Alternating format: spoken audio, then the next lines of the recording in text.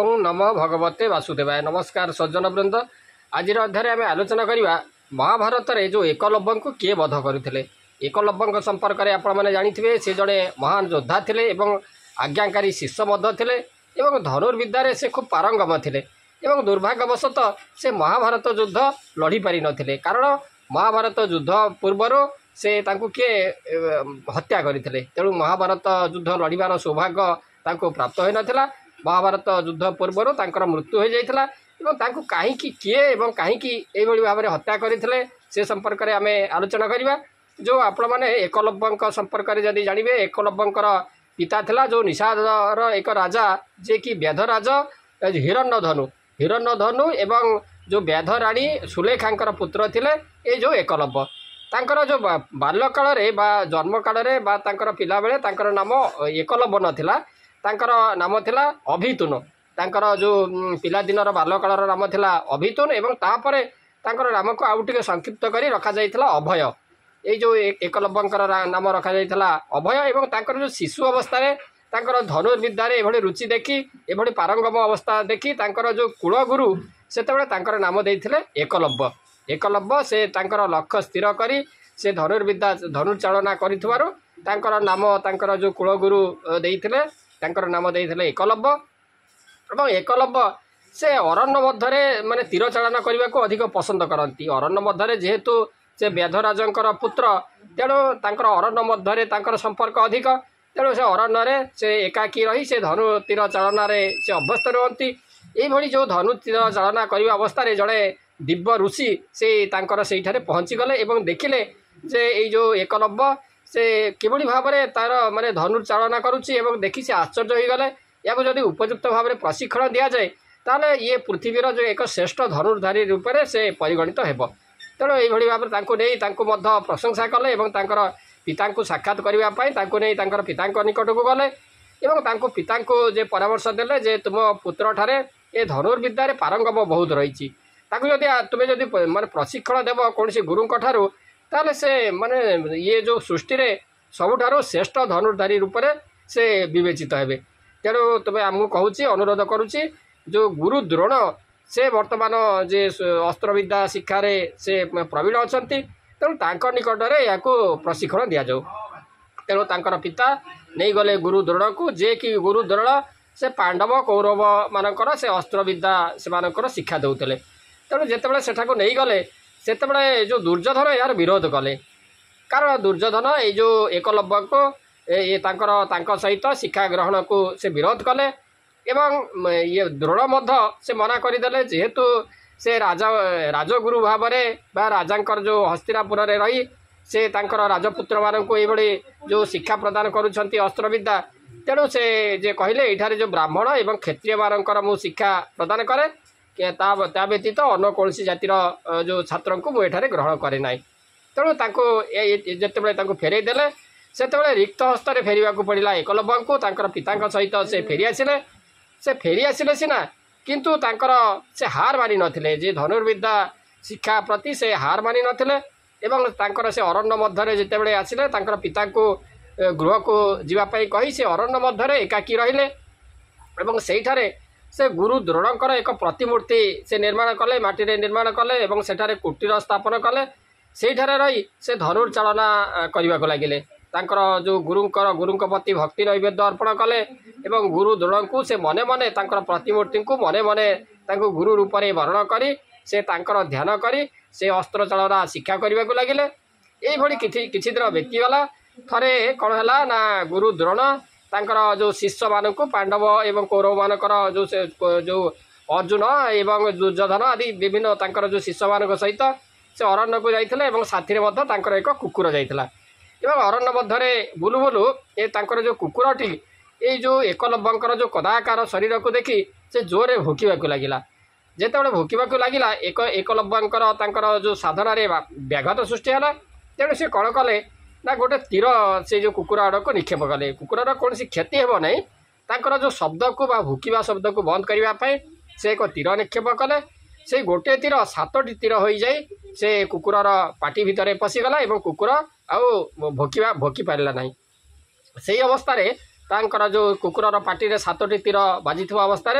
से जाई द्रोणाचार्य एवं तांकर जो शिष्य मान निकट में पहुँची गले सेतेबेले द्रोणाचार्य एवं अर्जुन आदि तांकर जो शिष्य मैंने से देखि विस्मित हो गले एभली श्रेष्ठ धनुर्धारी किए से गोटे कुकुर को 7टी माने तीर एभली भाव में निक्षेप करेछि जहाँद्वारा कि तार पार्टी बंद हो जाइछि ताले एभली विद्या द्रोणाचार्य शिक्षा देना जो शिष्य मानक तेणु से आश्चर्य हो गले एभली कौ धनुर्धारी रही तेणु खोजापी एम लगी पड़े अरण्य मध्य विभिन्न स्थान खोजिले खोजी खोजी से एकलव्यंकर संधान पाइले एवं तांको पचारे जे तुम्हें ये कुकुर को शरविद्ध कर पार्टी सब एकलव्य मत स्वीकार कले सेतेबेले गुरु एवं तांकर गुरु किए पचारे से कहले मोर गुरु होउचंती एकलव्य गुरु एकलव्य तांकर प्रतिमूर्ति देखेले सेतेबेले गुरु द्रोण कहले मु होउची से गुरु द्रोण तापर से साष्टांग प्रणाम कले गुरु को तापर प्रणाम करबा परे तापर ये एकलव्य कहले जे गुरुदेव आपणकर कौन सेवा करी शिष्य भाव में मत अनुमति प्रदान करंतु सेतेबेले गुरु द्रोण से तो अर्जुन को श्रेष्ठ धनुर्धार करिवार लक्ष्य थे अर्जुन को श्रेष्ठ धनुर्धार करिवो किंतु एकलव्य तो तांको आहुरी अधिक श्रेष्ठ धनुर्धारी परिणत हो गले तेणु से कौन कले ना जो एकलव्य प्रति एक माने पातर अंतर एभली भाव में माने कुत्सित आचरण कले तांकर जो वृद्धा अंगुली को से दान स्वरूप में मागिले या द्वारा कौन हम ना एकलव्य से चिरदिन से धनुर्विद्या चलन में आउ से पारंगम हो पारे ना से धनुर्विद्या शिक्षा बंद हो भावना करी से तांकर वृद्धांगुली को दान स्वरूप में मागिने एवं एकलव्य गुरु दक्षिणा स्वरूप तांकर वृद्धांगुली को गुरु को यही समर्पित पाद तले काटिकी से समर्पण कर कहुए ये जो वृद्धांगुली को दान करने ये एकलव्य तांकर 4टी आंगुल से धनुर्विद्या ठीक भाव में माने शिक्षा करुले एवं से प्रवीण निपुण हो जाते धनुर्विद्या चलन में से निपुण हो जाते एवं जितेबले आपण मैंने जाथे जे हत्या कले किए ना जितेबले श्रीकृष्णकर एवं रुक्मिणीकर बह रुक्मिणी किए रुक्मिणी होउचंती जो भीष्मक राजांकर से कन्या होउचंती रुक्मिणी भीष्मक होउचंती विदर्भ देशर राजा तांकर जो कन्या होउचंती अलरेडी कन्या होउचंती रुक्मिणी एवं ये भीष्मकर 4 जन पुत्र थिले रुक्म रुक्ममाली रुक्मकेशी जड़े थे तापर रुक्मबाहु ये जो 4 जन पुत्र थे से रुक्म थे ज्येष्ठ पुत्र एवं जो रुक्मिणी किंतु से मने मने श्रीकृष्ण को माने से भल पाउथले पति रूप में प्राप्त होगा निमंते से सब बेले इच्छा करुले एवं से जितेबले तांकर पिता ए श्रीकृष्ण सहित रुक्मिणीकर विवाह हो बोली चाहूले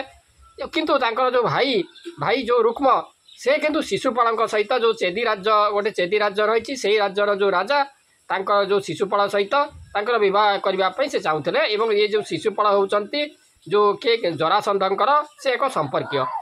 तेणु जितेबले जो श्रीकृष्ण जितेबले दूत हाथ में खबर पठेले रुक्मिणी सुदेव ब्राह्मण हाथ खबर पठेले ये अपहरण कर नहीं जातु शिशुपाल से रुक्मिणी को बह करने बेदी में बसी यही समय रुक्मिणी देवी मंदिर को जाते से भगवान श्रीकृष्ण अपहरण कर नहीं गले जितेबले नहीं गले से कौन है ना ये जो रुक्मिणीकर जो ज्येष्ठ भाई रुक्म तांकर निर्देश ये जो एकलव्य कथा आम कहलु से एकलव्य श्रीकृष्ण पीछा करते श्रीकृष्ण से श्रेष्ठ धनुर्धारी श्रेष्ठ धनुर्धारी हो पारे एवं जितेबाला श्रीकृष्ण पीछा कले से श्रीकृष्ण सहित घमाघोट युद्ध है जिते बड़ योद्धा है कौन है भगवान के निकट में परास्त होगा पड़ो तेणु भगवान के निकट में से एकलव्य परास्त हो गले तापर कौन है ना जितेबले जो राजसी यज्ञ है पांडव मानकर तापर कौन है ना जो श्रीकृष्ण निर्देश भीम ये जो भीम जरासंध को 2 फाड़ करदे जितेबले 2 फाड़ करदे जरासंधकर से दिन ठार एकलव्यंकर ये जो कृष्ण एवं तांकर जादव मान प्रति घृणा भाव आसीगला एवं से प्रतिशोध आशारे से रोते जे श्रीकृष्ण प्रति किभली भाव में से प्रतिशोध नेबे एवं यही रहा समय जितेबले एकलव्य श्रीकृष्ण एवं तांकर जादव सेना उपर जितेबले आक्रमण कले सेतेबले श्रीकृष्ण ये जो एकलव्य को हत्या करते हत्या करते जहाँफल यहाँ हूँ यही घटना महाभारत युद्ध पूर्वर घटना तेणु एकलव्य को से हत्या करते नहेले एकलव्य से कौरव मानकर पक्ष नहीं से युद्ध करते तेणु यही भाव में जो एकलव्यंकर जो महाभारत एत बड़ योद्धा हो किभली भाव में महाभारत युद्धर लड़ार से सौभाग्य पाई नथिले कारण ता पूर्व श्रीकृष्ण तांकर हत्या करदे। ए संपर्क में आपने शुणिले आशा कर भिडियोटी निश्चित भाव में आपको भल लगी भल लगी आपने लाइक शेयर और सब्सक्राइब करदे। आज रोची ओम नमो भगवते वासुदेवाय।